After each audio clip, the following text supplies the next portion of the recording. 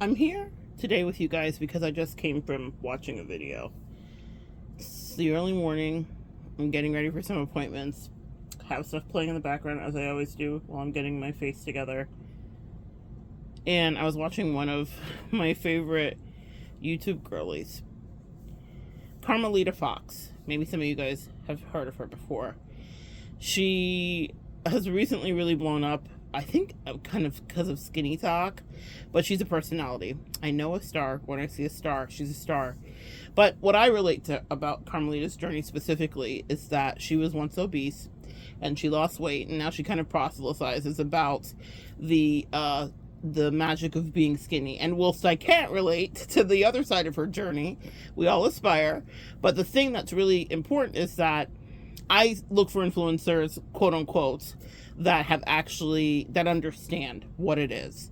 And so I don't, when people offer me up their I've had people offer me up their family members that have struggled with things that they've never and will never struggle with, and I'm just always in awe. Like, it's essentially the equivalent of saying, like, I have a black best friend, you know? So I look for people that know what it is to be in it, to escape out of it, whatever that is. So if you're looking for help and you're dealing with someone with maybe drug abuse, or you're a recovering alcoholic, you would gravitate towards someone who actually got out of whatever the struggle is, whatever the addiction is that you had struggled with. So Karmalita is hilarious and funny, and she's also beautiful. I also do love a beautiful influencer too. I've watched her videos. She gives great advice in some areas, sometimes controversial, sometimes hot takes, but that's not what we're here for today. Just wanted to give you a little background in case you've never heard of her before. I will be connecting the video that she posted, and she just posted it within the last 6 hours, I believe, or so. I will connect it below. She may have it removed because specifically this video, titled in lowercase, is Help Me Escape Abuse, essentially, something to that degree. I was caught by it because she's kind of, I don't say that she's a troll, but she understands how to whip up internet fodder. So I thought, is this clickbait? I mean, hashtag YouTube is YouTube, and YouTubers will YouTube sometimes and put clickbait stuff on. I was just watching a hip-hop reviewer that I love, and he had put a clickbait title up, and he has a pretty popular channel, and when I clicked on it, he was like, I'm not going anywhere, but he just wanted us all to get in there because whatever. So you just never know. Even people that are old hat at this will sometimes use that trick. So I thought, is this clickbait? But no, I clicked on it, and she's being incredibly vulnerable and sharing about how she has been dealing with something else that unfortunately I relate all too well to. She has been suffering from and trying to escape from covert narcissistic abuse. That is something that I was not aware about until many years ago when I went through several, felt like back to back, covert narcissist. Two that really stand out prominently. And when you're in it, when you get in it, and when it happens, and as it's happening to you, you will be in disbelief. So Karmalita has been, again, an inspo for me because of conquering the journey of obesity and getting to her happy place, which is for her skinny. But now she has this whole new mountain, and that's the thing that happens once you start crushing all these other distractions and addictions, is that new ones, unfortunately, or new mountains to climb will pop up. Hence why we're here in life, and nothing ever is finite. We're always growing and evolving to the day we cross over. So, and then we begin a whole nother journey in the spirit realm. And so when I saw that, I was like, no wonder I've always loved this Karmalita girly. And here's the thing that I love about this, and not to say that I'm taking any joy in what's happening, but there's so many things that I've learned about myself in escaping covert narcissistic abuse, and also so many things that I've learned, especially with the mentors that I now seek out, or that have gravitated towards me, is there's a thing that has to happen. And I know this is going to sound, it's just the truth. You have to protect your energy. One, that's a big deal. I don't think that that's a mystery. I think that's pretty well known. But if you're beautiful, you have to protect yourself too. There were things that Karmalita said in this video that I so related to. And whilst I am not in Karmalita's current body, I have had people be attracted to me and want to be around me because of my energy, or because of whatever they perceived my particular aura was. And we all have our own aura. I don't care what size you are. Everybody has their own magic. And you don't realize it at first because you're just thinking, oh, well, this person's being nice, or I'm inspiring them, and that's sweet. And they'll tell you that. I'm not just saying that. I mean, I've had people say it to me. People seek me out specifically. I've watched you, I found you, da da da. And this happens repeatedly, rinse and repeat. It's not just one person. It's not just one your soul vein person that thinks the song's about them. It happens so much that I had to pray for my angels to send me mentors to help me learn how to have a better offensive, because I was just getting steamrolled by these covert narcissists and these people that were not mentally well. They weren't all covert narcissists. Various letters under the DSM we could assign to them, but I'm not the doctor. The point is, friend, is that I dealt with people that were attracted to me and my energy. I'm an earth angel. Y'all know what it is. You know what the stilo is over here. I am a light worker. I'm a person that has my way about me regarding my spirituality, and it has always been, okay? This has been since I've been a kid. Ever since I've been a kid, real talk, I've been legit to this degree, and so many of you guys too. But what I underestimated, and this for me was kind of the head scramble, is that because I was obese, I had this weird, my toxic trait was that I didn't think that people could be jealous of me. Well, keep living and learning. I realize that that is in fact not the truth. But that was my toxic trait, because I wasn't anybody's ideal or society standard or whatever. And this is why Karmalita is such an important influencer to me, because she talks about her experience as she was coming out of her obesity and how people would start to hate on her when she was losing weight, etc., etc. But then she also talks about where she is now and why she enjoys the benefits of her privilege that she has attained by being where she's at. But one thing she never wavers on is knowing that she was beautiful before and after, okay? And that she had other weird things happen because people were very attracted to her energy. Like I said, you'll know a star when you see a star. And Karmalita is a star. She's interesting, she's funny, she's intelligent. And I think, to be very honest with you, having the experience of being obese gives her a gravitas that many quote-unquote influencers do not have. So many people want to teach you about being healthy, whatever. And it's not to say that you have to be fat and go through the trenches to understand it, but I trust someone that actually has been through the trenches and understands it and also maintains it, of which she does. So what it means too is that it gives you a personality. There have been so many moments in my life that I had to figure out life because I didn't have the privilege assigned to being in a different body, and I had to work for what I am, which only made me a better me, okay? And that was said back to me in various instances, jobs that I would get, opportunities I would get. It's because I had grit. It wasn't just shallow, it wasn't just surface. And unfortunately, that came through some of these unfortunate experiences of my own choosing in my own body at times. But that's why I think Karmalita shines, is because you can look at her today and you'd never know that she carried an extra pound on her. But her personality tells me much about the fact that she actually had to grow and develop herself, and it wasn't all based on her superficiality. I'm like, give fame to people like that, because she's not, you know, when I say absolute power corrupts, absolutely. When someone like Karmalita becomes famous, they remember what it is to be treated shitty. And they remember what it is, even if they have all the privilege of the world, in which she does, they remember what it is to be not shown love. They remember what it is that people treat them badly just because of how they looked. And they also know the duality and cruelty of the world, of looking how they look now, and the world is shook, and how they get treated. So there's a lot of information that comes with there. Maybe this is for a certain set of people listening, if that part resonates to you. But that's why I trust Karmalita, and that's why I have responded to her in such a visceral way, because she is funny, but she understands the games people play. The thing about it is, though, that we don't understand for chosen ones, for earth angels, and for empaths who have been subject to narcissistic abuse, is you don't understand the way that people will become a predator of you. They come after you like you're prey.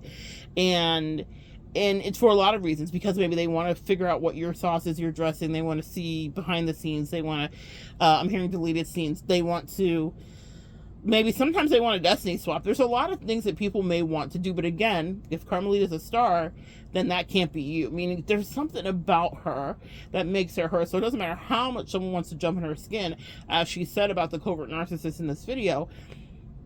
they can never really accomplish it, which is actually what drives them to madness, because they're not getting the same results as you, sis. They're not walking into rooms and or farming the way that you do. They're not having the things happen to them in absentia, especially of you. That's another thing a covert narcissist will do, is it want to stay attached to you, because they do recognize that they're getting the Earth Angel stimulus package, and that when they are proximal to you, things in their life just go better. When you're out of their life, things will be depleted completely. So she's in this really toxic situation from what I gather. She's being kind of cryptic about it. Is it a roommate? I don't know if it's a partner or a roommate, but it's a woman who she said masqueraded as a sister. So it seems like someone who probably glommed onto her. And if you've ever had this happen, it is so real. And was like, I choose you and you're my person. And narcissist always sees you first, guys, okay? A lot of little tidbits here. If you've been through the curse of the narc, you understand exactly what I'm saying. A narcissist always sees you first. Every narcissist that has been a major life lesson for me always would tell me our origin story of how they saw me across the room and this and that, because flattery, right? That's called the love bombing stage. I have some people that have done this once before. You guys know exactly what page we're turning to.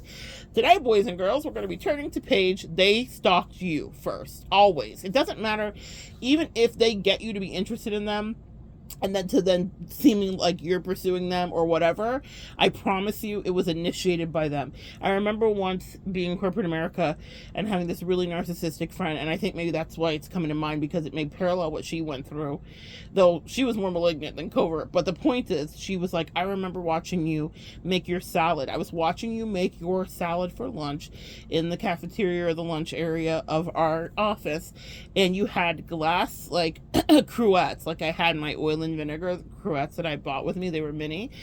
Girl, I've been in culinary school, guys, so that doesn't mean that you can't do that. I'm just saying I love gadgets and kitchen stuff. That's kind of like my gym jam, right? So I had like these little, cruettes and all this stuff, and she was watching me make my sound. She was like, who does that? And therein lies the rub with any narcissist. There is something interesting about you, magical or pure, that the narcissist like, I want to get next to that. I want to eat that. I want to consume and I want more. What is that? Who are you? Why do you do that? I would never do that. Why are you like not worried? She was like, I just couldn't imagine your bravery would just be so like different at the office, and like you were just in your own world and you weren't doing it to be like seen. You were just like, she's like, I just watched you every day with your little salad things, and then that's why I knew we were going to be friends. That's how narcissists stalk your ass, okay, guys? It is just like that. And every narc I've ever had in my life had a moment where they saw me and they were immediately like glommed onto my side. With the covert narcissist that I had in my life, it took me a while to realize, and it's very insidious. That's why I related so much to watching Karmalita's video, because I remember the first time we met, and I remember my nervous system was dysregulated. I was on the phone with one of my friends at the time, and I was like, God, I don't know why I feel so nervous to go meet this person. But I did. One of our mutual friends was trying to introduce us, and as soon as I walked in, she was like, there you are. She'd heard about me. She'd heard about me from this friend ad nauseum. That's another thing people do. Sometimes people will talk about you guys, so you get a lead up that you don't even know what you get. So there was lore that she'd heard about me before I walked in the door. And so literally she said to me, there you are. Now this is before I'm healed to any degree, and this is before I've ever dealt with deep covert narcissism, so I didn't understand what was happening at all. But there you are, girl. I'm a fire sign, so that seemed like some shit out of a fairy tale movie. We were Bonnie and McCall, or we're Bogey and McCall, okay? I was like, there you are. Like, what in the movie land is happening? She was like, there you are. I've been waiting for you. And then before the day was over, she was like, you are my person. You're my spirit animal. I'm adopting you.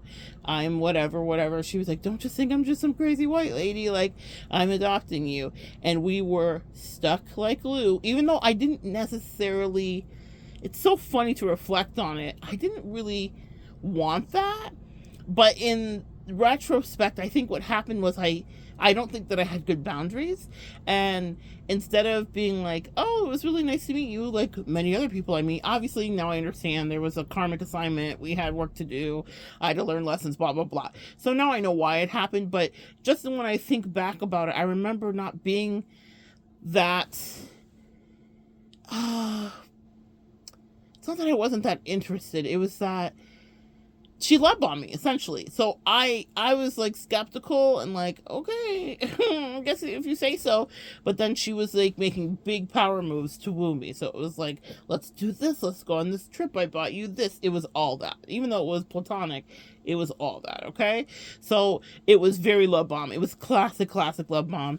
And sometimes when you haven't found your center, and this is a very honest thing, I think you could be susceptible to being under the grasp of any narcissist, because that may seem flattering, you know, in a way, and you may be taken by that attention and the adulation of it and the assurity of it. I think I had just come out of a relationship with someone who played the game of unrequited, so having the flip of, I instantaneously know you're it and you're everything, and I'm going to move heaven and earth and have you on side quests and have my daughter pick you up and take you down here to the Keys. And like, it was just an intense whirlwind of activity that I remember sometimes just like, I'm kind of introverted and I like a lot of time by myself. And I just remember being like, I don't want to do all of this, but she seemed so sure of it. Like, I just didn't have good boundaries. And I didn't realize that she had been studying me. She kind of knew who I was. She'd been listening to this lady talk about me.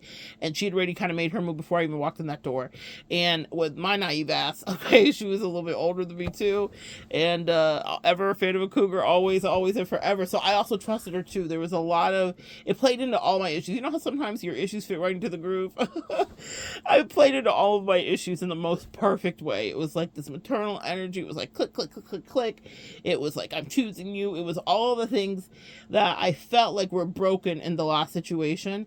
And I wasn't thinking about it in that kind of juxtaposition, but my body was feeling it. It was like this muscle memory of like, oh, this feels like this is the soothing and the fixer for the last thing. Well, turns out she was even more controlling than the last one. And the thing about it is more diabolical, because covert narcissists are real good with this. They have an incredible persona with the community. They make a habit of being like literal angels walking on this earth. They're not earth angels, girl, because we have our flaws and we have our dirt. They are just like everything, like butter wouldn't melt in their fucking mouth. That part. Just so whatever. So it makes you feel crazy because you're like, the whole community loves this person. They're amazing. But then you're looking. By the end of it, I was like, listen, bitch, I've got fucking clocked you. I know exactly who you are and who you aren't. And all this like saccharine sweet shit you're doing is not flying with me, because I see your spite. I see your hate. And I see your desperation to control me.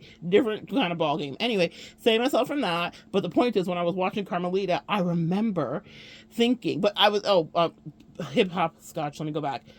She was immediately like, I want you, I see you, I got you. Okay? That's how narcissists will do you, and any coach will tell you that. They see you first, they clock you first, they watch you, they study you, and they're like, how can I consume this person? Or how can I scratch the itch that they need itch? Or how can I appeal to them in a certain way? Okay? So all that's a real thing that happens.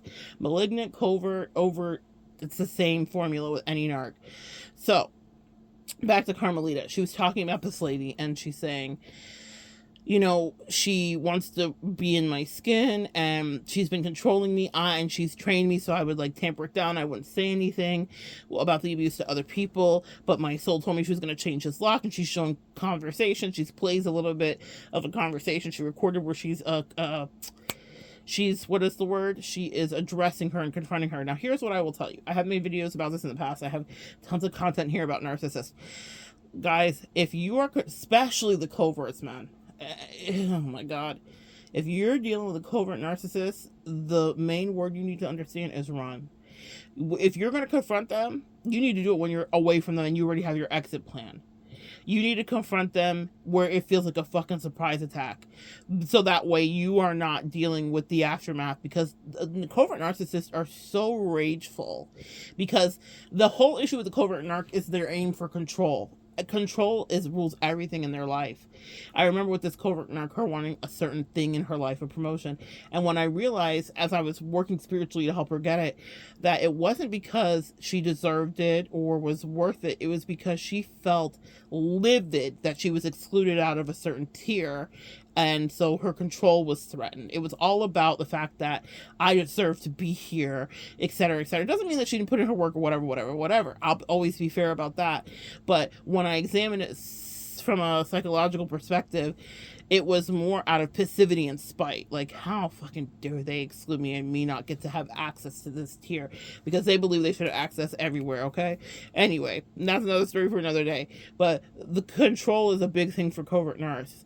So and also in some of the mentorship that I've been going through, where I've been learning some better skills on protecting myself from people that are crazy, is that people will want to be up underneath you, and then definitely destiny swap if they can. But I don't want to just focus on the destiny swap, because again, if you're a Karmalita, if you've got your own magic, people can't necessarily take it. They might be able to be successful for a bit, but they can't really co-opt it from you. If you're magical in the way that you do. But I'm thinking of Valeria. This Mexican girl that was just killed, and her best friend was probably in on the hit, and now her best friend's just had plastic surgery to look more like Valeria. That's what I mean about, you got to be so careful about these people you let next to you, especially if you're beautiful. Specifically, if you are a beauty, okay? Or if you have a radiant energy, or if you are an earth angel. People will want to sidle up to you because you carry a certain power, a certain je ne sais quoi, and they want to investigate, and they want to interfere, and they want to climb inside of you to understand exactly why you get what you get, and why you do what you do. So I want you to be very careful about the people that you allow to have access to you. And I can only imagine how the story's going to unfold, but just my intuitive read on it is that someone saw Karmalita from a distance, knew just like anyone can look at her and see she's a star, and was like, I'm going to protect you. And that's another thing. Covert Narcissist always talking about they're about to protect you. It never fails. They see our little like empath sheep, and they're like, oh, the world will slaughter you. Some of the most predatory people in my life have been talking about I want to protect you, okay? I want to protect you. And specifically the covert narc that I'm talking about, we had joked because one of my favorite movies is Ricky Bobby, the Ballad of, Talladega Nights, the Ballad of Ricky Bobby. Just a freaking top tier comedic movie, just so good. But Ricky Bobby, you know, I would joke, like, I need to be protected from the Ricky Bobbies of the world. And so she came in with, like, these grand, sweeping, love-bomby proclamations about how she was going to protect me. She turned out to be the evils of the world, okay? For me, anyway. And she, in fact, didn't want to protect me. She wanted proximity to me, and that's what I'm saying. When I listened to Karmalita, I was like, oh, my goodness.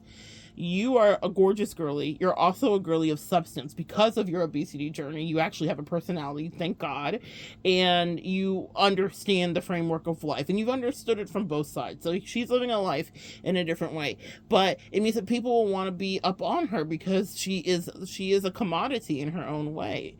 She's this kind of like, you know, fire station of magic, and you have to protect that. So people will be like, oh, let me protect you, let me step in for you, but really they just want to see the behind the scenes. They just want to fucking snoop around. They just want to be weird, and that's just it. Because unfortunately, and this is one of my favorite mentors teaches this, women specifically are so passive aggressive and sneaky. They are so averse to direct confrontation. I was just wondering in my life, how come my existence would irritate so many people's demons? It's because I traffic in real authenticity and honesty. So I say the real shit that people are thinking that they're not saying out loud. I'll even say it about myself. It's not to say that I'm exempt from the introspective observation and condemnation at times, okay? I'm hardest on myself, I guarantee you. But it's also, I have a certain level of expectation of people because I expect it from me, so then I expect it of you. But with other people, that's not how they work. And women specifically do not work like that.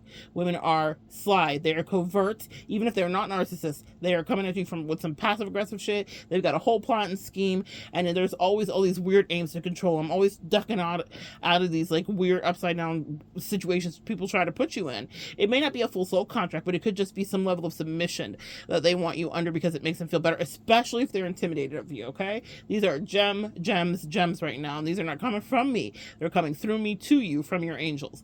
People that are intimidated of you will seek to exercise their control over you. So Karmalita's out there in the world being a magical unicorn, and she has some weird bitch that's like, I want to eat you, be around you, even if it's not sexual. And that's another thing. For a lot of people, even if it's not sexual, sometimes people will develop feelings for you. Hashtag pay attention to that, because of how your energy is, you know. So people that have never dealt with their sexuality being questioned, also that happen with that covert narcissist, straight as a board, A little confused when she was around me, because why do I feel this way? What is this energy? What is happening? Okay. And so then all new projections come and all new weird shit's happening. And now they're punishing you about, you're telling them about someone you're dating and now they're mad at you. And you don't understand it's because they have feelings for you. It's a lot. It's a lot. So with Karmalita, I don't know the full of her story, but I just related to some of the pieces of it so deeply. And I thought, you're too pretty to just have regular people around you. And I'm not talking about everyone around her needs to be a supermodel as well. I'm just saying she needs to have people that are grounded and that like themselves and whatever the case may be, because people will love access to beauty, and they also believe that if they are standing in the room with you, they deserve to have proximity to you. Okay, so you have to protect your energy no matter what size you are at any stage you are, because people, like, just especially women, go out of their way to bully you, to undermine you, and to distract you, and to convince you that you are not what you think you are, that you need their help some way, and really it's just so that they can connect to you and siphon off of you. And you have to be careful, because when you're in people's lives, you will affect, the way that things go. So like, if I'm in someone's life, if you're in someone's life, relationships start to go better. Other people that were not paying attention to them start to pay attention. They may be able to pull in a dating way differently. These are all real things that have happened to me in the last several years, of people that I've just randomly been around. Even if I wasn't dating them romantically, if it was just a friend, if it was whatever, I have watched people's lives up level in ways, and they would not necessarily associate it with me. Not all of them do I tell what's happening. I just observe them, but they know in my absence. That's when they know, and that's why I'm saying it's time to go. With a covert narcissist, just don't announce that you're going. Just go. When I broke up with a covert narcissist last time, this was a friend, but still it was a breakup. I had already made up my mind, but I had watched her now. The watcher, the hunted became the hunter. I had watched her and I paid attention to her behavior. I had watched her spite. My angels were giving me dreams about her. I don't often dream about people in a protective measure. Now, I had someone that I dated that was really insidious. She was really toxic and cause a lot of psychological damage, a very dangerous person, because people that are not anchored into their truth will be dangerous for you if you're living in authenticity. And never once in the year or so that we dated did I have a dream of danger about her with me. I had signs and symbols and animal totems, and I had other ways that the angels communicated about me. The reason I put a lot of emphasis on the dream, Joseph, coat of many colors, Joseph, the story from the Bible, that's my favorite Bible story, and unfortunately, for whatever it's worth, be careful what your favorite Bible story is, because it'll probably tell you a lot about what life trajectory you have. Well, I have lived Joseph's life in so many ways, right down from the rejection from people playing in my face, and still, I knew what the end would be. And so we wait for that prophecy. Nevertheless, with this story with Joseph, Joseph is always put under a lot of stress and is rejected and treated terribly. And it grows him very specifically into the man that he becomes, where he is temperament, where he is honest, but he is a dreamer specifically. That's a thing that I love about Joseph, because I can relate to having genuine dreams. And with this covert narcissist, God gave me a dream about her. Now, I dealt with, like I said, a whole insidious romantic relationship, and I never had a dream about her in a way of warning. Let's just say that, okay? Never anything like that. And she was horrible. But for this covert narcissist, who was supposed to be my friend, God gave me a dream so alarming, and I've shared it on here before, but essentially she drove us off of a cliff while telling me she wasn't going to drive us off a cliff. And that was my way, my angel's way of communicating to me, get out. And I still gave her benefits and doubts past what my angels gave me. When your angels give you a dream, they mean exit stage left. This person is unhinged in a way that you don't even understand. That means that whatever emotion she had for me, feeling she had for me, jealousy, possessiveness, anger, spite, she had gone out of the love, and she was now in the how dare you chastise me, because she had issues with control. So she's used to being the one telling everyone else how they're fucking up. She was in the boss position. She was the perfect wife to the fuck up husband, all of that stuff. But with me, now I'm seeing her flaws, and she's not used to anyone looking at her and being like, this is fucked up. What the fuck are you doing? no one gets to hold her accountable. So that's why I say it's a threat to their control with covert narcissists. Once you start to point out, like, what the fuck is happening here? They are livid because it causes shame, rage. You guys, these are all the narc terms. You guys have heard it before, where they are now instantaneously toddlers, and what they're going to do is act out. If I were to stay with her, she would have continued to be spiteful and weird with me. There was no kumbaya, there was no whatever. At the end, she was like, oh, I don't want to fight with you. Bullshit, bitch. You went out of your way to spite me and do weird shit with me. What you don't want is for me to be aware of how much you hate me, because I've been your entertainment, and you've been loving the control that you had over me. That part. So that part. So you can't necessarily give them too much of the heads up, but I pay attention to the dreams. So if you're getting a dream about someone that's around you, pay so much attention to that, because like I said, other relationships have I had and never had a threat dream like I had with her, where my angels were like, mayday, mayday, mayday, she's gone, a kind of crazy that we're not even going to tell you about till you've left, lest we scare you. We need you to still think this is a manageable situation. But what it gave me was this moment where I so empathized with Karmalita, because I remember the 3 to 4 month time span from the time I had the dream and where I started to put up boundaries with her, which made her fucking like apoplectic. She was beside herself. How dare I not give her my juicy energy and counsel her and blah, blah, blah, blah, blah. And then I watched her, and then I'm now living on edge. Y'all, I'm not a big drinker. I'll tell you the story. She came down here with a family member of hers that is, someone we both love, and she was down here, and they flew in, and they're like, let's meet up for drinks at one of the Disney properties or whatever for dinner. And so we had dinner and everything, and I'm not a big drinker. I think it was an Asian place too, so this is not like a place that's renowned for, like, I'm not drinking sake. For, like, some people love it, and I'm not yucking your yum, but it's not my thing. But they had a bar, and I found some drink that they did make that had some of these like black cherries that were so good. And I remember talking to my therapist before I went in, because I'm aware now that I'm dealing with a covert narc, and I'm trying to play nice, but I don't want to feed her any information, because she was always like hoovering for information, always like trying to figure out in a monitoring spirit type energy. And I had stopped sharing my life with her, but I was still like, how do I get out of this? This is so weird. I've never really done this before, especially because, man, when she was in my life and she showed up good, she was so good, and because of that standing in the community. So that's the thing with the covert narc. It will really mess you up, because you're like, am I looking at this right? And that's why my angels had to give me a dream, and that's why I juxtaposed it against the insidious person that I dated, of which I got no dreams, but she was horrible. Like, I could say so many more worse things about that experience with her, but I didn't get a dream of, you know, my angels were not, maybe because I was paying attention to the signs. That's another thing. I think with the covert narcissist, the reason that they gave me the dream, they're just telling me this right now. They're like, the reason we gave you the dream is because you were underestimating how dangerous she was. You were very aware of how dangerous for your psyche the dating person was. I was. And so I was paying attention to the animal totems and all the rest of it. It was very clear to me what shenanigans were going on there. With the covert narcissist, I was still allowing her to be proximal to me, because I was not really parsing out fully, even with all of my magic and all of my ability to read. When it comes to your own stuff, girl, you will have a blind spot. You just will, because that's part of our life journey. And so my angels were like, hey, mayday, mayday. Yeah, you're getting the messages about this girl you're seeing. But her, that's your friend, you're not getting the messages. So they sent me a very powerful dream where she drove us off the cliff. And I was like, oh, this is it. And so I remember being at that dinner with them, tossing back drinks, guys. I am not a drinker that way, and I got a little tipsy. I literally had to nap. I slept in the parking lot, I'm not kidding you, for like 6 hours. I called my husband. I was like, I cannot make it home because I had too many. He was like, weren't you just out with says her name? And I was like, yeah, I met her and says her name for dinner. And he was like, you drank that much? Like, he's like, you don't even drink. Exactly. That's how nervous I was being around her once I knew I was leaving.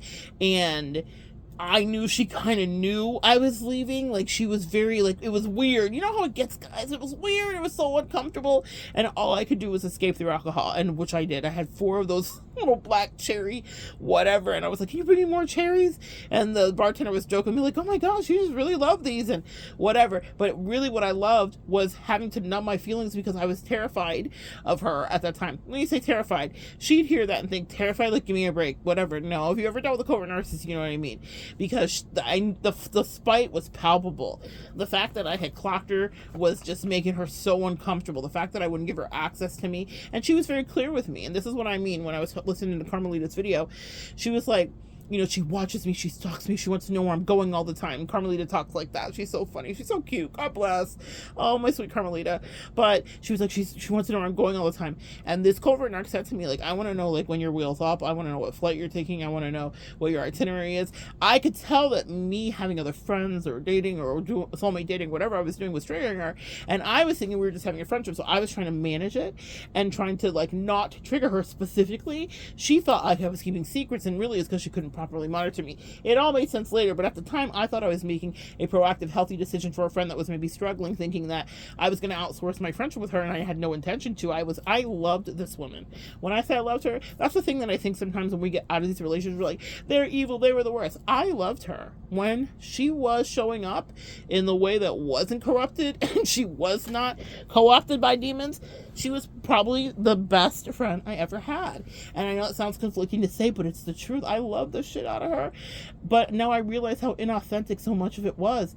I love the mask that she showed me. That's the real truth. But there was a mask that I did love. She was a sweetie. She was so sweet to me. But enter in a third party, and not one that I brought in to triangulate her with, one that I was just having a separate experience with. And man, she gave me her ass to kiss. And I'm grateful, actually. For all of the crazy that happened, guys, never rue the day of crazy and chaos that comes your way, because sometimes it shows you out.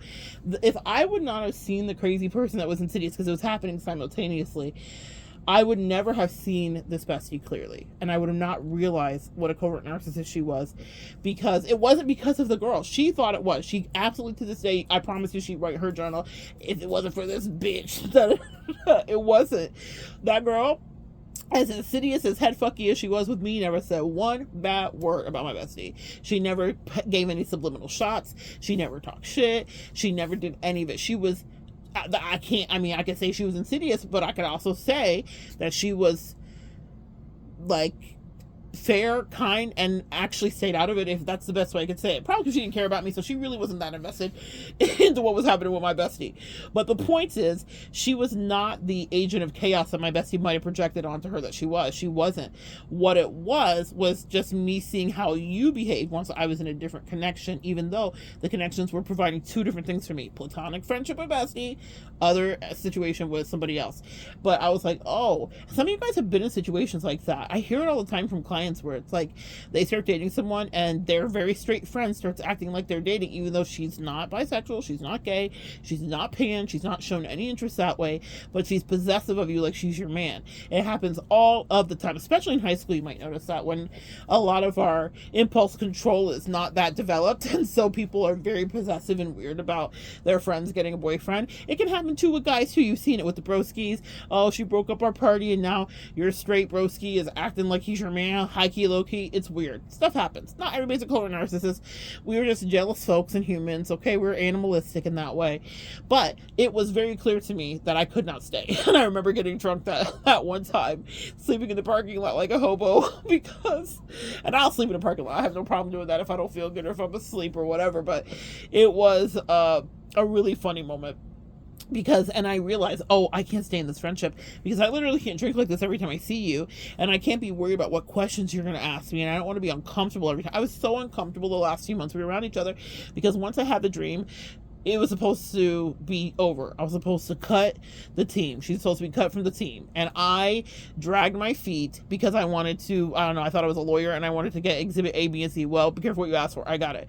And she was playing in my face and doing weird shit. The point is, one of the things that I remember, like Karmalita said, was her saying to me, I want to know everything about you. And it wasn't said to me like, I'm concerned about you. The mask was off. So it was very controlling. It was very like, I want to know when you're doing this. I want to know when you're doing that. How come I'm learning about vacations? Now, here's the thing. There wasn't a vacation that I went on that she found out while I was there. I always talked to her ahead of time. I just stopped giving her big lead up about it because I could tell it was triggering her, and I thought I was doing the nice thing. Well, she hated it. A monitoring spirit hates what? Not being included. I thought I was doing like the healthy thing to keep her mind at ease. I was like, oh, she seems to be struggling, but my angels hadn't given me the dream yet, so I didn't understand what degree she was struggling to. Well, they said this is how she's struggling, because she can't control you and she can't stop you. There was a wonderful what's her name? Black Witch Yaya is a content creator here. I'm going to link this video. I think it's really important too. About monitoring spirits. It might be another video to do. But she talks about a witch craft case where both people wrote into her about their perspective. One of the girls became a monitoring spirit. She was jealous of her bestie, and her bestie would tell her everything, and when she would tell her, she started doing work against it. Now, whether you believe in all of that or not, let me tell you, unfortunately, I didn't believe in it either until it started to believe in me. It is very true that people do work against you, that people are wicked and evil and disgusting, and they are. The thing about it is this. She was telling her best friend, and her mom was advising her, like, stop telling your best friend everything because she's working against you. Don't you notice that every time you tell her, the breakup happens, or this, or all these beautiful things that started to manifest or happen. So she stops telling her, and then the girl's life blossoms. And then apparently, I don't know, they guess they both watched this channel, so they both wrote in. The girl wrote, like, my mom was telling me this, and I found out that this girl was actually doing work and putting me in her freezer and doing weird shit. And then the girl wrote in why she did it. Like, she said that her mom always compared her to the girl, so she had, like, this chip. They were besties for a long time, all their life, and so she had this chip on her shoulder about her, and about how her life is going good and whatever. So there was all this weird resentment that had built up. Message, maybe some of you guys have been in situations like that. But anyway, the monitoring spirit aspect happened where she was breaking the spell, meaning the girl that was being preyed upon was breaking the spell because she stopped sharing everything that was happening. And I couldn't get things to come to fruition in that relationship at a certain point, like, not just in the romantic relationship, but like just things that I wanted in my life, just personal goals that had nothing to do with anybody else. And it was because I kept telling my bestie, who hated it. I'm thinking of the color, not the color purple, in Living Color. Two men on film, or whatever that skit was, hated it. She hated everything happy that was happening for me. She hated me to have prosperity. She hated all of it. She always said she wanted it for me, but as soon as it started to happen, she was like, hated it, because what it meant was she was losing control over me. It meant that I could just book a trip and do whatever, and I didn't need her, or I wasn't worried about it. Like, I figured out my life, and I was just going to go do it. The covert narcissists hate to see you fly, okay? No matter what they say, they hate it. They want you up underneath them. So when Karmalita is confronting this covert narcissist friend, sister, whatever she is, I promise you she's losing her shit, and she's figuring out ways to torture her. I was like, girl, I really wish you would have got out of that house and then just told her you're not coming back, because if she has access to you, now she's poisoning your toothpaste, now she's doing weird shit. Like, they just get very, women are evil. I'm not trying to sound like some like right-wing podcast, but women can be very low vibrational and very disgusting and very, like, they feel like they have no power, so they start to do all of these weird things because it makes them happy to think you brush your teeth with something disgusting they put into your toothpaste. Like, they are just, you have to be so careful of these friendships and people that play in your face and people that want access to you. If you're a beauty, if you're an earth angel, if you have aura, if you have energy, if you're radiant, if you know you come with the earth angel stimmy, protect your energy. Not everybody deserves to be proximal to you, and not everybody that smiles in your face is happy for you. In fact, most of the time they're not happy for you, they are monitoring you.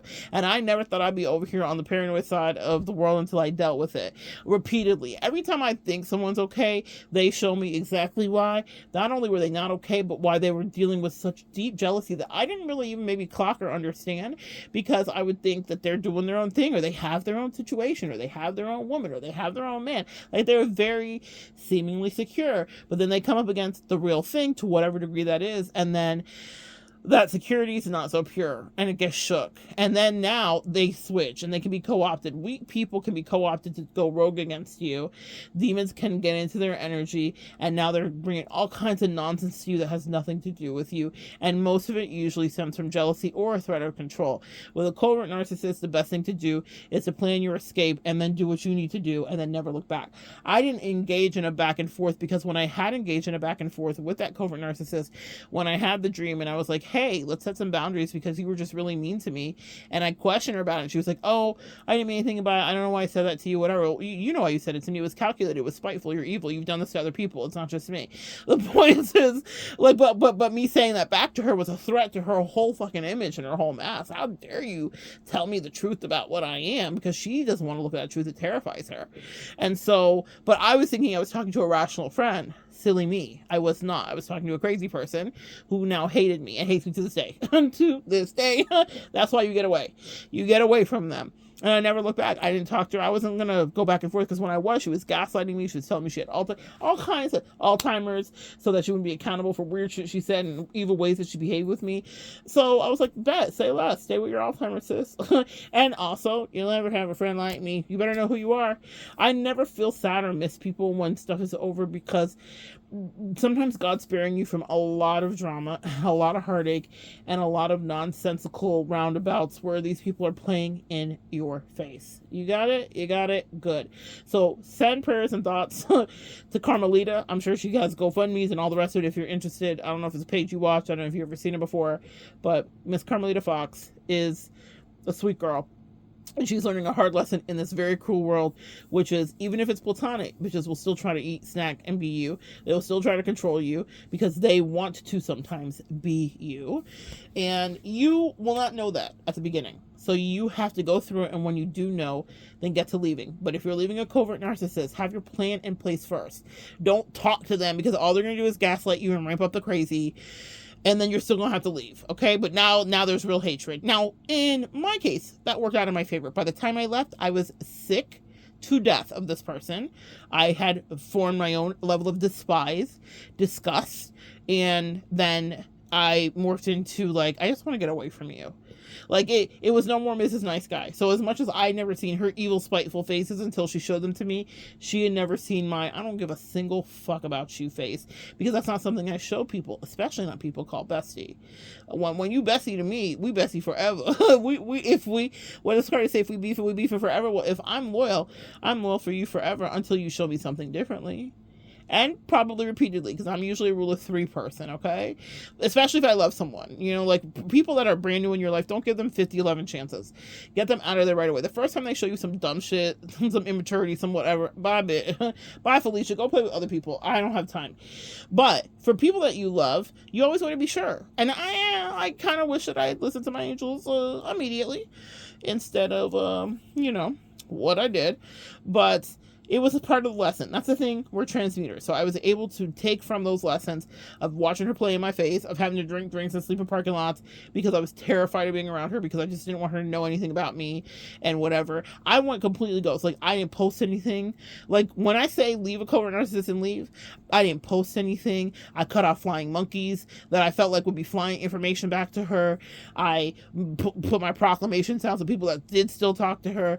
I didn't ask questions. As soon as I could tell someone was corrupted by her, I was like, oh, I don't care about our relationship, gotta go, bye. I didn't post anything. What covert narcissists will do is they're going to want to show you the new supply and all that stuff. I never once, and I'm saying this with the honest of hearts, never once looked at her socials, her Facebook, anything. Never one time have I dared to even glean or glance, okay? I blocked her on the things I wanted to block her on, but I never one time dared to look. I don't know what she's done. I don't know where she's been. I don't know who she's been with. But what I do know, because all narcissists have the same playbook, is she probably tried to show me, okay? I'm sure that she made a big spectacle, and all whilst being in misery, that part, okay? I actually lived my life quietly. I was like, I don't care about the social media stuff. What did Kendrick say to Drake? Only you like being famous. I don't give a fuck who sees where I go or what I do. I'm still going places and doing things, okay? Just not with you, that part. And I'm grateful for that. Because once someone goes in on you like that and treats you like that and wants to control you, that will never leave them. And what's coming to mind is that movie that was brilliant in the 80s, Sleeping with the Enemy with Julia Roberts. When someone wants to possess you like that, they will go to the ends of the earth to get you back just so that they can abuse you again. And when I gave her the benefit of the doubt, she was ramping up abusive, weird behavior with me because she wanted to punish me because I had caused narcissistic injury by saying, you don't get to control me. These are new boundaries. And if you want to be friends, we can do it on these terms. She was like, who the fuck are you to give me terms? She's the boss, right? I don't give the boss terms. So all she returned back to me was spite. She didn't really want a friendship. She wanted to be right. Well, now she is by herself. And I love that for me, and I love that for her. So if you're dealing with covert narcissist behavior, Yeah, they're not rational people, guys. So when you go to them, like Karmalita did, I was listening to her. I was like, "Oh, Karmalita, I wish you wouldn't have. I wish you would have just got out of there, sis, because now she's gonna turn up the crazy. Okay, now the crazy's gonna be on 2011, and you're gonna leave, and you're gonna hate her before you leave. And that's a place that I hate for us to be as empaths. It's a place where we're so angry that we're just like, you know what? But sometimes we are people's karma and they need to see that. I am probably the exception in her life of a relationship that she can't ever set right by sweet words or being passive in whatever way, or pretending she's passive, because she was super alpha. So there's no kumbaya here. There's no way we gonna fix it. There's none of that. And I think that that's actually really healthy. Sometimes somebody needs that buffer. People that have been without consequences sometimes need to know you don't get away with the same things with everybody, and there are consequences. Even if you don't feel them on earth, you will feel them karmically and cosmically. So let's say someone did get away with treating you badly, and they lied to you, and they used you as a butt of the joke, and they were whatever. I'm thinking specifically for me of that insidious relationship with the soulmate dating person. She got away with it on paper, clever, funny. I was the butt of the joke, haha, jokes on me, right? Cosmically and spiritually, jokes on her forever. Really, it doesn't mean that she won't go on and do stuff, guys. And that's another thing. For us to go on and grow, we have to be healthy. You do not begrudge these people that were controlling you not to ever find whatever they want. In fact, you want them to. I literally pray for each people and each person that does me wrong. I pray you get exactly what it is that you want, because I don't want their focus on me. Sometimes clients are offended when I tell them that, but I'm like, no, friend, you want them to focus on the new supply. Let them be in the love of love, so they're not giving you the evil eye and whatever. Now, here's the thing that I will tell you. Once a narc is cut off from you, they will always want to circle back to you, and they're going to end up hating the new supply. The new friends are going to be boring as fuck, or they're going to be messy, or ironically, they will not have the backbone to stand up to them. That happened with someone from many years ago in my life. She was being weird and bullying me, and the God sent her back karmically exactly what she deserved, which was a bully. And she didn't have me to give her the advice on how to stand up to them. And I remember even with this Covert Narcissist friend, it was so funny. She had some new friends come in her life, and she's trying to triangulate me a little bit with it. But I was like old hat. I was like, been there, done that, sis. And actually, I'm happy for you. I actually think they're a much better fit for you than me. I said that to her. I wasn't jealous about it at all. She wanted me to be. I wasn't, because I actually did think that they were a much better fit, in so many ways. I was like, we're actually not compatible. Like, that's actually what I realized when the mask slipped. I was like, oh God, what are we doing? But I thought that God was good and gracious to send her in the friend group that he did, but she wasn't able to stand up to them. She would tell me about situations where they were like kind of ingratiating her into things or forcing her into doing things, and she would tell me like with the tightness in her voice, like, that's so weird, they want to just have me do this or do that or whatever. And she would like name the scenarios of whatever weird, inappropriate boundary crossing thing that was happening. And I was like, now, isn't this funny? Because now I had removed my energy. I was no longer advisor. I was no longer helper. I was no longer fixer of problems. I was no longer solution oriented with her, because she had to transition. And I knew it was happening. So I was like, this is what the transition is. And I was like, that's funny. You got all this base in your chest for everybody else you can control, but you're just taking their shit essentially. And now you're involved in all this stuff you don't want to be involved in. And now you're having to pay money to fix problems that they've given you. She couldn't stand up for herself. Isn't that interesting? That's a thing, guys. People have it in their life, and they will try to undermine that you are behaving in a way that's helping them to feel empowered, to stand up for themselves, or to see people clearly, because we decode things. So they could give you their advocates and act like, oh, you never did anything for me, and your presence isn't needed, and whatever. Cool, excellent, I'm fine. You need to be self-sufficient and know who you are, so that when you go, you're not feeling any way. I thought it was hilarious. I was like, now you're getting bullied. Hilarious. Now you wanted to bully me, but now you're getting bullied. Now you can't stand up to people. Now you're in weird situations. Now you're taking on animals and children and all types of stuff that you don't want, because you don't have a backbone. Because without me advising you every 5 minutes, you're not able to stand up for yourself and put some boundaries down. And with so many other little situations in her life, she would just accept like this weird, terrible ass behavior. But with me, the person who actually loved her, she wanted to be weird. Why are you being weird with me? Well, now, cosmically and spiritually, people will be weird with her. That's how it goes. You don't have to wonder what someone's karma is. How do they treat you? They will receive it. And specifically, if you do want to know what someone's karma is, check where Saturn falls in your house. So which house Saturn falls in, and where Saturn falls in your chart specifically. So is your Saturn in Cancer? Is it in Leo? Is it in Virgo? Is it in Pisces? Is it in Gemini? Is it in Taurus? Wherever your Cancer, wherever your Saturn falls is what the lesson that your person that came up against you will have to walk through. So for me, Saturn falls in a certain area, and that means that my quote unquote enemies, or people that wanted to be my enemies, will have to walk through. If they wanted to ever be me or wear my skin, or they want to be proximal, or they thought they could do it better than me, God will put them through their paces through Saturn energy that would normally affect me. The same is true for all of you. It's not a magic trick just for me. It means that anybody that tries you will have issues in the area. Because Saturn is the planet of long lessons, 20 and a half years to come back to the place when you're born in your chart. But it's like the lesson of father. So it teaches you the hard part. It teaches you, it's not just a slap on the wrist. It's like, you need to sit. It's like, I always give the example of my dad teaching me to ride a bike, where he was pushing me, I fell over, I start crying, and he's essentially screaming in my face, get back on that bike right now, where my mom would have come over and like bandaged me up and kissed the boo-boo. I learned how to ride the bike though. You understand? I'm not saying we should all be abused. I'm just saying it is what it is. That's the difference of Saturn energy. Saturn energy is not Queen of Cups. It doesn't hug you and coddle you. Saturn energy pushes you through your fucking paces. So if people try you, they will then be put through paces in the certain area where Saturn sits in your chart. And so I always smile in my heart when people try me. I'm like, I wouldn't wish. I have that Saturn is not well aspected in my chart specifically. So when people come up against me, I always chuckle to myself once I realize the reality of the deal and getting away from them and all of that. And I'm like, I wouldn't wish what Saturn is. I don't even like Saturn in my own chart. I wouldn't wish it on even you as an enemy because it's horribly affected in my chart and it's caused so much drama for me. So that's the drama you want? Come against me. Then find out and see. So maybe I've done a lesson about that. I have a video about the Saturn placement, but maybe I'll do a fresh one. Maybe I'll come on screen with you guys and we can talk, maybe do a live about it. But that is a very important thing to understand. If you do want to know about karma, don't wish it on them. God is so much better at crafting karma. I never wish bad for anybody that does anything to me.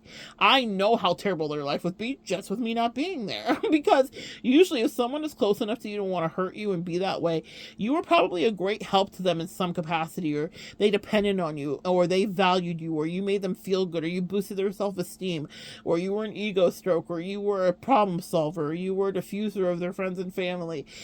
You need to know who you are. Doesn't mean everything you do is perfect, but it means that you probably come in with a good, healthy intention. And I set intentions with people I love. What is the thing you want? How can I help you? How can I bless you? And not a lot of people are coming in selflessly to do that. A lot of people are takers like them, and so they'll get more people like them. It's simple. You know, you could do a million karma readings, but that's pretty much the long and short of it. Where Saturn is in your chart, that's going to give them the business, okay? And also, whatever intentions they had for you, they will be made to feel that. It will not happen from you. You shouldn't want it to happen from you. You shouldn't want to be there. You shouldn't care.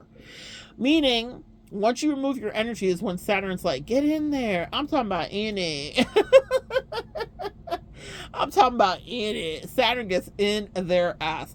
As soon as you detach from like, they did me so bad and they deserve their punishment, I just like clap for them. I'm like, you know what? You got it. You right. Who am I? Fuck me.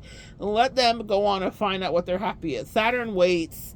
Karma waits, and God is a great orchestrator. So he'll put him in a relationship that they really want, or he'll have them have incredible success in a certain area that they're hoping for. They'll get everything they wanted, and that's when shit goes left, because Saturn is all about those lessons. It's like a little touch of Uranus, a little touch of Pluto, a little touch of Saturn. Fuckery, man. A triad of fuckery. And it's always funny to me, because I'm like, don't come against me. I'm not going to be the one that punishes you. I'll be long gone. You won't even be able to pin it on me what goes wrong in your life. But oh my God, the way that God will bring back to their remembrance you when they're sitting in the midst of whatever nonsense, when their son gets the DUI, when the thing happens, they'll be like, this is because I did this one person who actually loved me so bad, and I was spiteful, and I was evil, and I wished for death, and this and that.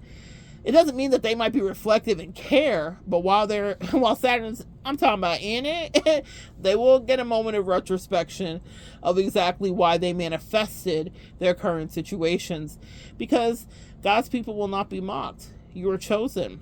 touch not my prophet and do my beloved no harm, or touch not my beloved and do my prophet no harm. I always flip it and flop it, but either way, we're covered, sis. We have fantastic cosmic insurance, and they don't. That part.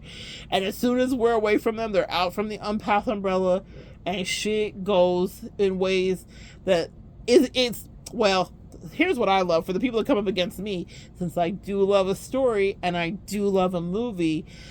Things my angels always channel for me. I always hear it. Like, after someone tries me, they will pop up Lemony Snicket's A Series of Unfortunate Events. Somehow I'll see it, someone will say it, it'll pop up on a feed, and that lets me know that whoever did the misdeeds is now about to experience that story. Maybe not from the good angles of it, because I know there's good angles of it, but just literally the title itself, A Series of Unfortunate Events. And because I like cinematic type shit, so whatever plays out in their life will be exactly that. It'll be cinematic. It'll be something they can't forget, and there's no me to look back to, bitch, because I didn't do it to you. I don't wish it on you, and I don't do that work. That's not my ministry or my bag. What I do is keep my head forward, and I teach people that want to learn and expand. Protect your energy. If you are an earth angel, if you are a beautiful earth angel, protect your energy. Weird bitches are going to want to be up underneath you, okay? Because they can't generate that. Coverts are going to want to siphon from you. Malignants are going to want to crush you and eviscerate you. Old friends are going to want to spin the block to see if they can still humiliate you and demean you. Clock it. Talk shit back to them immediately. I've had that happen recently. Someone that I cut out of my life, and she saw me, she was like, oh my God, if I could have run into your arms when I saw you, because I just didn't talk to her. She was like, I didn't think anything really happened between us. But I just remember feeling like, something off with you, and every time you're around I just feel weird. I don't know what it is. It's not anything overt or covert. She's not a mentally ill person at all, but she was used to seeing me in a certain way, and she would like sometimes bring up people that were narcissists to me, like, oh, I saw someone's high. I'd be like, why are you telling me this? Like, she would go out of her way, and she could hide behind this kind of nice facade. She was an Aquarius, and she could hide behind this kind of like, I'm well-intentioned, whatever. And she said something to me very recently, and I was like, why would you say that to me? Like, I just clocked it, because I allowed her back in after a couple years of not seeing her. I cut her out just cerebrally. Something was like, oh, I'm done with this. And when she saw me, she was like, oh my, we saw each other at a funeral of a co-worker who passed away, and she was like, if I could have run into your arms, I would have. And she did come up and hug me, and she challenged me, like, why did you block me, all the things. And so I'm having to, like, I'm stammering about it, and I'm like, she didn't really do anything to me. But within a matter of weeks, the angels reminded me and let her show her face to me again about why I cut her off. Because she likes to do this weird, like, little insidious, like, jabs to remind me of where I used to be. She was bringing up something specifically. Do you remember when this person did da-da-da-da-da? And then she just said some other wild shit. And I said, you would never talk that way to your bestie. You wouldn't talk that way to your man that did you down bad. You wouldn't, that I held space for you at, by the way, P.S. You wouldn't talk that way to so-and-so. So why would you say this wild shit to me? So much so that I had to double down to kind of protect my energy. Oh, and she's in tears immediately. You know, bitches are wild, insidious, and purposeful. She knew what she was doing, but she didn't expect me to be Monette of today. She expected me to be Monette of yesterday, where I would have just let that shit slide, because she is mostly meaning well, I thought. But for whatever reason, there's a little bit of nice nasty in her too, where she was like, nah, it wasn't a big knife, just a small one. Like a little small spear. But she was like, you know, I'll take a little slice out of here. And I was like, will you? No, you won't. Will you or won't you? Well, if you do, now I'm going to be accountable about it. And now you can be in your fucking fifis about it. And now you can be careful how the fuck you talk to me. That part. It's that easy, and sometimes it's not that easy. It took me years to get to that point where I would have let that slide. She even said it. One of the things I love about it is we've been friends for all these years and we've never had a fight. And I thought, have we never had a fight because I never stood up for myself, or have we never had a fight because it wasn't warranted? I don't know. Well, now I know. So there are some things you might need to know about yourself. As you evolve, you're just less tolerant of the shit. Now, she's there. Let's see if she tries it. But here's the thing. Whether she tries it again or not, I have made it clear in my absence, and that's what I guess the point is, to teach you this. When I remove my energy, like she made very effusively clear to me when we reconnected, I missed you so much. I did not, in fact, miss her. And that doesn't mean I'm a bitch. It means that I know what I provide, and I know that I was an incredible friend to her in her life, of which she can't replicate. Period. I'm talking about period, okay? I know exactly how I've showed up for her in ways that people that were betrothed to her wouldn't, in ways that people that were besties to her didn't. And so, was I the problem? Or is it that maybe people are used to being treated shitty by other people, so they hope they can treat you shitty too? But no, that's not something that you get to do, especially with who I am. She made it clear, and that's what I want you. Maybe all of that happened just so I could teach you this. People know what it is that they miss when you're not there. And she said it. So maybe if no one's ever said it to you, maybe no one's ever spun a block for you, but and this was a completely platonic, just friendly friend, co-worker-y type friendship that evolved into friendship. But she was very clear, like, I've never really had a friend like you. No one's ever done the things you've done. No one's ever loved me the way. When I confronted her about her talking to me crazy, floodgates, it could have been manipulative, but there were some truths in it. She was like, I love you, and I actually have never had a friend be as good of a friend as you are. Exactly. So why are you talking crazy, sweetie? Why are you talking crazy, son? So that's the point. Is people are used to thinking we're the forever doormat. And I was like, it's a brand new day. It's a new dawn. It's a new day. And I'm feeling good. You're not talking to me that way. If you want me to stay, or if you want me to be around, or if you want to have the benefits of what I offer, then you're going to have to hold it down. And that is your passive aggression, that is. Take that to the people that deserve it, sis. The people that you should have been slicing up with their bullshit. Because all I've ever given you is bliss and supportive energy. I don't deserve it. That part. So maybe someone has not come to you, but you need to know they are fully able to articulate in your absence. Give them time to think. I don't even know why I cut her off. My angel said enough. Enough is enough. I cut a whole swath of people off a couple of years ago. And she was amongst it. She didn't make the cut. She was like, well, nothing happened. I kept racking my brain. Did we fight? We didn't. But some wasn't right. And exactly wasn't right resurfaced itself. Oh, she's passive aggressive in this way that I don't like. And she's not really equipped.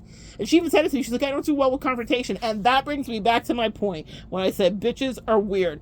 Bitches are incredibly passive aggressive because they don't do well with confrontation. So how I'm saying to them, what the fuck is wrong with you? And if there is something wrong, let's fix it. Can we talk about it? They are terrified of that because they move in the fucking shadows always. And they can't stand direct confrontation, and you can't tell them that they're wrong. You know, I will say this too. I'll leave this with you.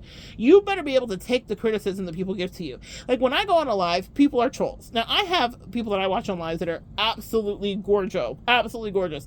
And there are people trolling them about their looks, or this or that. They are not my size. I get trolled about my size. I get trolled about this. I had someone on a live recently tell me I shouldn't be able to talk because I'm fat. Oh my God. Meanwhile, they're there watching and they did not want to leave. They wouldn't leave. We kept trying to kick them out and they kept trying to come back. It was hilarious. My point in saying that is, it doesn't matter what you look like. People will play in your face and not treat you right. So you have to be able to stand up for yourself. And no, there was a reason I was saying this. Beep, beep, beep, bop. Boo, boo, boo, boo. Take control of the narrative when people are passive aggressive with you. Yes.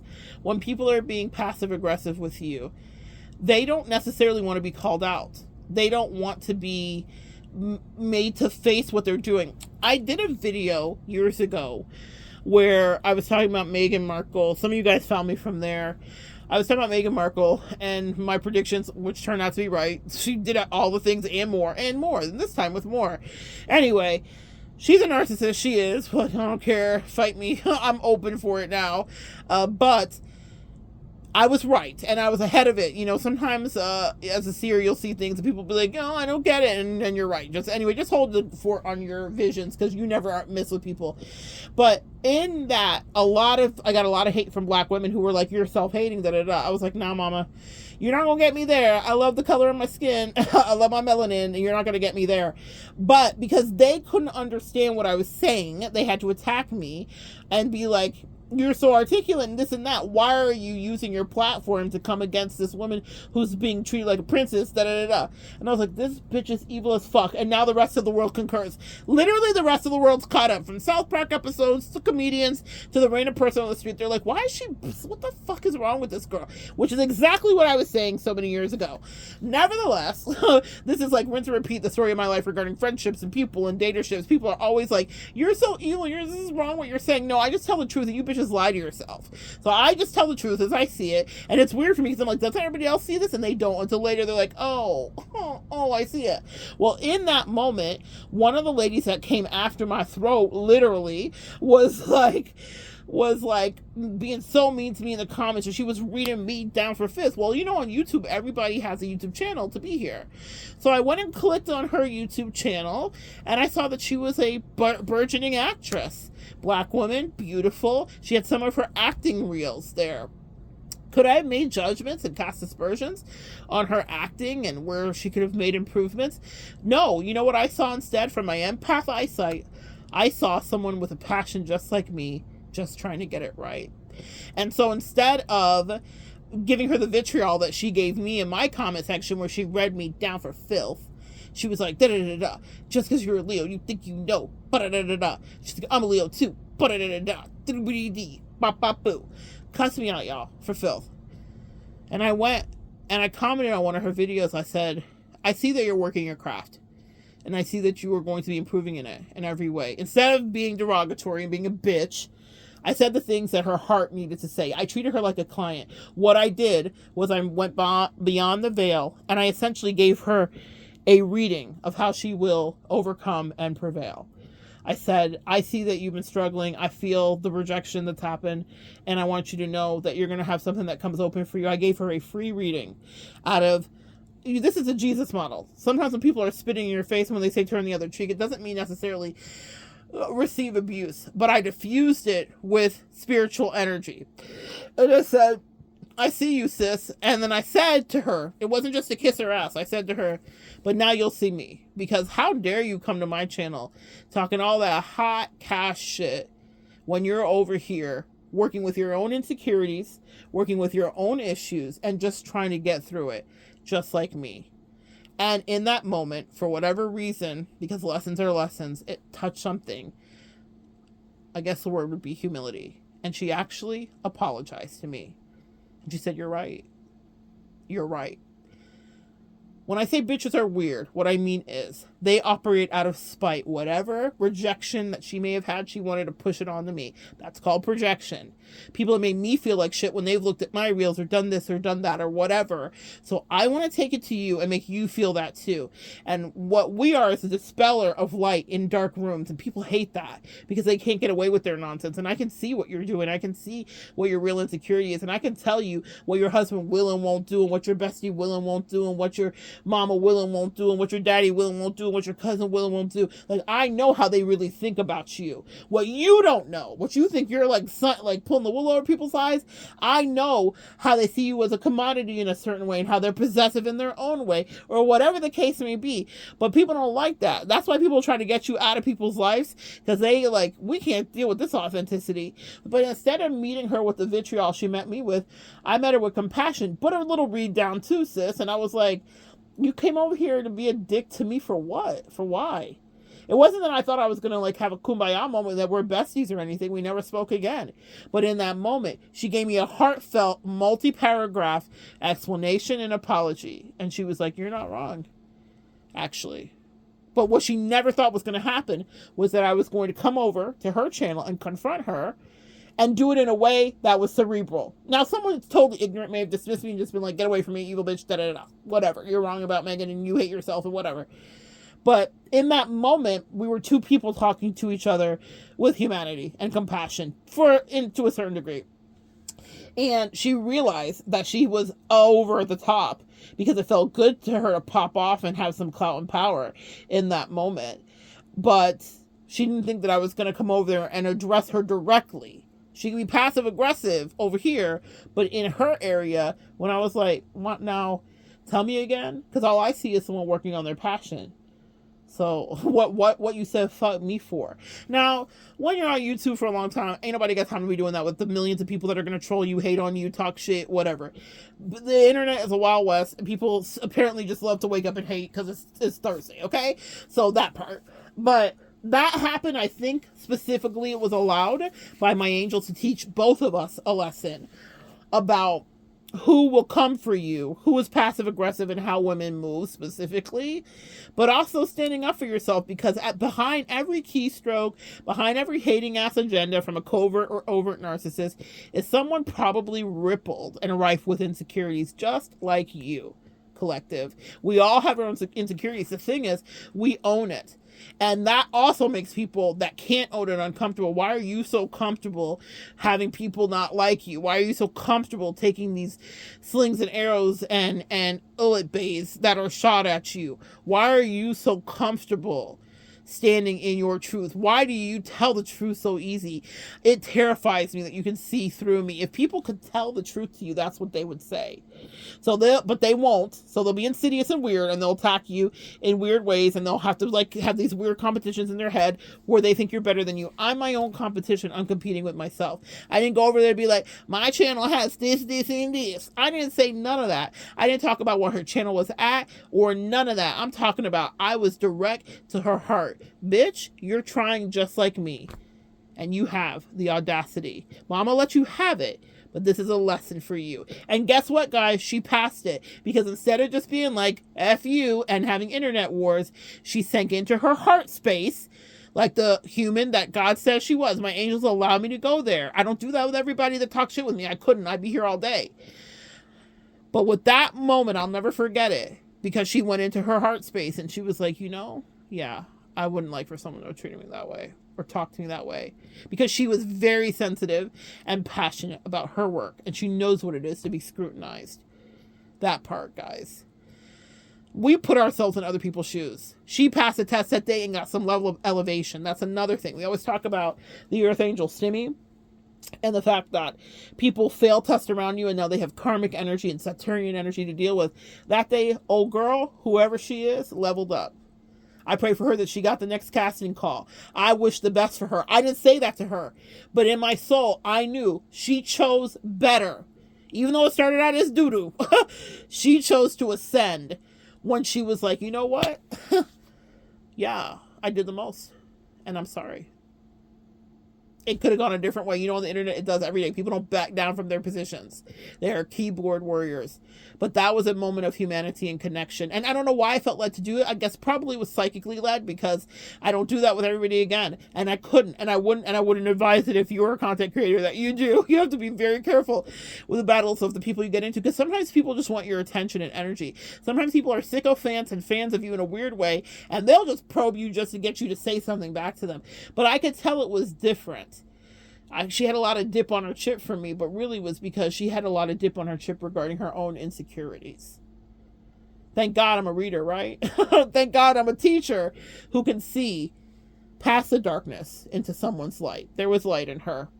But unfortunately, most women are socialized to be covert, passive aggressive, and spiteful. So let's say you said something to a friend and you're observing correctly some nonsense that they're in. Now they're mad at you. They don't say it to you because they can't. They're not honest with themselves. They're not honest with their man. They're not honest with their mama. They're not honest with whoever is in their life. So they're not going to be honest with you. So instead of telling you that thing you said hurt my feelings and triggered me, now they're cooking up some incredible ruse to make you feel how they feel. So if you made them feel surprise attacked, or if you made them feel rejected, or you fill in the blank for what the feeling is, they're going to cook that up for you. It's because they're immature and they're not capable of doing the work that you do. It's not easy for us to always do what we do and tell the truth. It costs us something. Sometimes people will be mad at you. Sometimes you will alter the status of a relationship. With that person that I spoke to, that I was telling you about, that I had to be like, why would you talk to me like that, sis, when we've never had any issues? And it seems like you were kind of enjoying that little screen and ring you were on. Like, what the fuck? And she said to me this, and I'll say this too. This is how people try you and why. She said, I was berating you about this, because when I called her about what she was talking about, she said, it's because you're so ambitious. So I figured there was a lot of intel in that ambitious. You're so ambitious. And she said, everything you set your mind to, you do. So I just figured, like, by now you would have had that thing that you always said you would have had. You see, guys? That told me so much, not just about her, but about how people attack you. She was finding the one area that she could find, as nice as I always thought she was, where she could be a dick to me because it was a level of achievement that she has yet to see. And because I'm so ambitious, meaning I apparently crush and conquer the other things. That's from her mouth, okay? That's not what I think. That's not what I say. But she sees me as a conqueror and an overcomer and a successful person, except for in this one space. And that's what she went to attack. And normally you might not get all that intel. I think that was allowed to happen so that I knew what category to place her in, and so that I understood that my decision to unceremoniously, without any provocation, cut her off was in fact the right decision. It's not that she was a monitoring spirit, but it means that when she got back close to me, she looked around at my life and whatever else was happening that was magical to her and thought, what's fucked up here that I can talk shit about? And I can do it in a way that seems like I'm just concerned, which is really concern trolling. And because it was diabolical and my soul, it didn't sit right, I said to her, this isn't. And she said, yeah, but that came to light. People will look for reasons to attack you. She couldn't find anything else, but she found a thing, and she was like, "Bitch, I'm talking about any." This is a great successful Monette. Didn't do this yet. No, I didn't do it yet. But I did tell her in that moment, when it's done, it will not be something that you're part of, son. I would never have you around it. I never have you in it. I'm talking about in it. I never have you under it. I never have you beside it. I never have you proximal. I'll never introduce you. None of that. None of it's going to happen. To whatever the goal and dream is that you were talking shit about, you've shown me a face. Now, and that also makes people uncomfortable because they're like, but you're still going to talk to me, be nice to me? Oh, yeah. We'll be cordial. But now I know, bitch, that's the thing. Now, also what you just did, come on, let's talk about blessings. When people are spiteful about something that you haven't yet done, or like, well, at least you're still a da-da-da-da-da-da, right? The thing that they think you will never conquer, the thing that they think you'll never acquire, buy, purchase, get, a degree they think you'll never have, whatever your thing is, everybody has different reasons that people hate on them, will be exactly how God blesses you. That's when the Bible talks about God prepares a table before me in the presence of my enemies. That's what David was writing about in Psalms. What happens is God waits to hear what your enemies think will never go right or is always going to be wrong in your life. And he says, you know what? That's what I'm about to bless them on. Because you think that could never happen. You're going to not only watch it happen, it's going to be in such a way that it is cinema. So sit and stay. Pop some popcorn, friend, because you're about to watch the blessings begin. So let people think what they want. Even if you don't hear it out of their mouth, I'm very fortunate because I confront people, because people don't think fast on their feet because they're used to passive aggression. So the truth came out of her. She didn't even mean to say that to me, but the truth came out of her like, B, you always winning at everything. You didn't win at this though, bitch. Now, she didn't say it to me that way, but my spirit heard it. And when confronted, it was in fact true. Lie detector says that is the truth. Okay? You are the father of bullshit. So God will bless me specifically in that area. And I let her know, and you will not be part of it. That part. You're like, when how does that exist? And you used to like this person. And I don't know if I can do that. You don't have to. I'll do it on behalf of you. Borrow some energy from me if you need to. When people wish unhealthy, unwell, nasty things against you, God will give you everything. He'll give you the things they want for them that you never wanted. There have been blessings that have showed up in my life and opportunities that I've had. And I was like, I didn't really pray for this or manifest this. And then my angels would make it clear to me. But that bitch did. That bitch that tried you did. She wanted this. So we decided it would be better in your hands because she doesn't deserve shit. That's just how it works, guys. That's just how it works. So don't get it. When you're going through it, you're going to be upset. It's going to be sad. It's hard to deal with people that are crazy and covert. And it's hard to be like Karmalita, realizing your worth and having to realize how much you have to protect yourself. And it's hard to come against everybody in the world that is like, oh, you're so magical, you get everything, so I'm just so happy. I gloat over the thing you don't have yet. Okay, yet is the operative word. Bet. Okay? All right, guys, so good sharing energy with you. That's enough. Movie length. It's a movie. It's a cinema. Long format. Me in the age of short format content. I never have fit, always a round peg in a square hole. But I'm so grateful that you showed up and you listen. And I'm glad that this fits for you. Thank you for inviting me in and doing spiritual work with me as I am praying and holding space for you. Come back and join me next time, guys. We'll continue to evolve together.